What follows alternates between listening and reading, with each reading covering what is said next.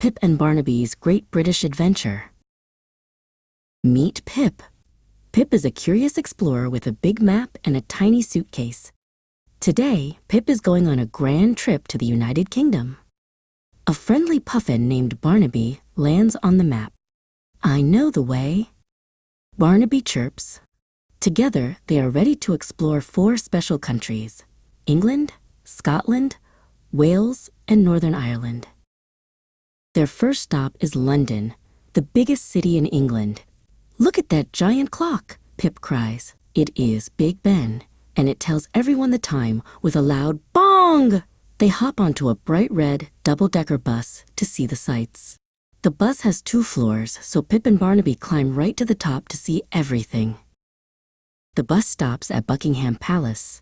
Pip sees a royal guard standing very still. The guard wears a tall, fuzzy black hat called a bearskin. Pip tries to stand as still as a statue too. "He's very good at his job," Pip whispers. Barnaby tries to balance on 1 foot nearby to be just as steady. "Time for a break," says Barnaby. "In the United Kingdom, people love to drink tea." Pip and Barnaby sit down for afternoon tea. They have tiny sandwiches and warm scones with sweet strawberry jam and thick cream. Pip thinks the jam is the best part, while Barnaby prefers the crumbs. They travel to the countryside to see Stonehenge. These are massive ancient stones standing in a big circle. "Who put these here?" Pip asks in wonder. Nobody knows for sure, but they have been there for thousands of years. Pip and Barnaby walk around the circle, feeling the magic of the old stones. Next, they fly west to Wales. Wales is a land of green valleys and more castles than anywhere else.